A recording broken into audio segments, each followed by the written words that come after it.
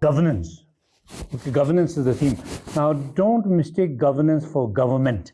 We often do. Most of us thought the moment you talk about governing, we're talking about a government.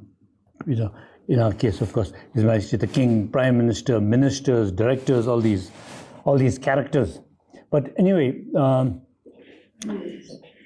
to me, governance means the functioning of society. How the society functions, which means all the arms of government, of course, the judiciary, parliament, and all that. But equally important, all the business people, students, civil society like BCMD, media, and a number of people. Rama was talking earlier to the students, a number of our participants, and a number of them are interested in media. And then someone was talking about, say, democracy, the functioning of democracy and all that. So that's what we are going to talk about, general, okay, from my view, how our society functions.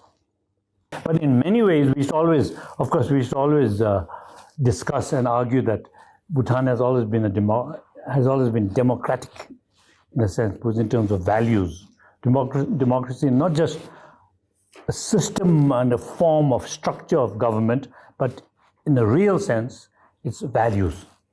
Okay, and that that we have always been democratic in the sense that we've always been interacting, talking to each other, and in Buddhism, where we draw our wisdom from, also the Sangha, the community, was functioned as a democracy, meaning people had a say.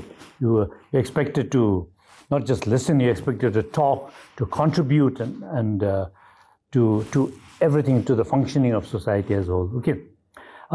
Few things I just want to mention, because I'd like this, it'll be nice to have a conversation. Technology, because I think this has come up, and we talked about, Rama and some friends coming to Bhutan, because we did then, in the early teens, we drew up a vision for technology, ICT, information communication technology, vision and policy in Bhutan. Okay, and one important point I would like to make is that, like technology, a lot of the things we've planned, some of you, have you attended National Day celebrations and heard His Majesty's National Day address and all that? Yeah.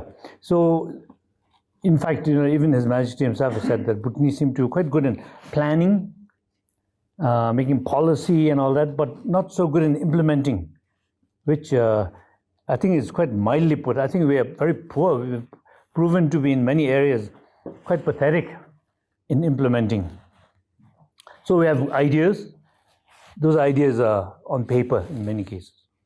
Okay, so I'm not representing anyone. I'm just giving my views, from my experience as a journalist, as even as a public servant. And then I just want to prompt. Then we're going to talk about the pandemic, COVID, right? And we've been through a lockdown. We've had quite a dramatic change in experience, isn't it?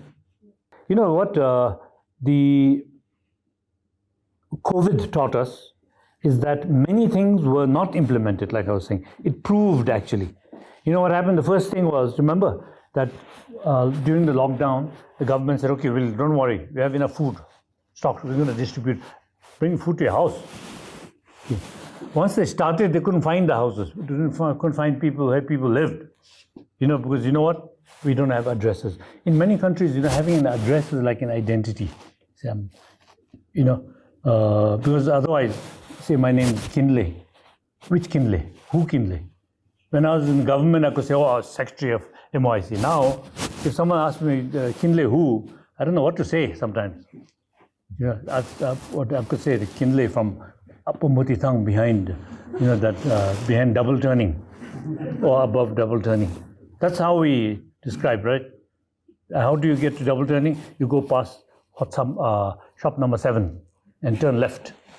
So that kind of, so imagine us asking Desups who are kindly distributing some food for us, explaining where to bring the food. So, and then 100,000 people living in Thimphu, many of them expecting food. So you can imagine how difficult governance was in that sense. We started, or actually His Majesty the King stepped in and at that time during the lockdown and started this zoning system. Are you familiar with zoning system? Okay. If you can't, if you don't say anything, so please nod. Okay. Sometimes others, I'll get nervous. Huh? I might. I don't know what's going on. Zoning meaning that divide Thimphu. Now we're talking about Thimphu. The idea is, I think, to do it all over the country, but divide Thimphu into different zones, and each zone will have some shops and like a vegetable shop and other goodies, so to speak, essentials, groceries. I would have liked to see, in fact, bookshop, a library, park, cycling paths, walking trails, and it would be nice to have all that. So, and the idea is also that you could actually walk around and buy your, what you needed, food and vegetables and all that, at least during that period. Okay, so all that we found needed to be done.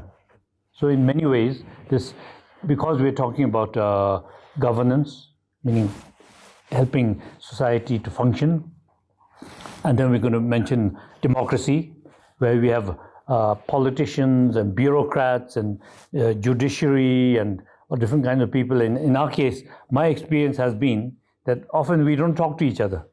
So we don't know what the others are doing, and therefore not coordinated. Okay, and then technology. So your generation will identify with that. There's technology we can use for so many things, but what are we using it for mostly? Gossip and rumor and whatever, all the fun stuff maybe, or all the waste of time was stuff on social media. And and I'll share very openly, very honestly, some of the problems we have are government, and I was part of government, and I'm guilty of that also. Not very good in coordinating, in sharing ideas, in working together. We've not very good. Bhutanese, somehow we are quite individualistic in many ways, I feel. So it's usually, and so maybe it's that maybe we haven't learned how to cooperate and collaborate and all that, but we have some problem in communicating and working together. Okay, so I'm telling you this as particularly trying to be critical of our system. Of our own system, we should be honest about it. And media, most of you I spoke to earlier were talking about your interest in media. So then the role of media comes. We can discuss that a little more. But media being very important in keeping people informed and we all need to know what's happening. And people need to know what government is doing. Government needs to know what people are thinking, and students, teachers, education ministry, all that. Okay, so I'll just repeat what I started with. Functioning of society, that we need to keep talking, keep listening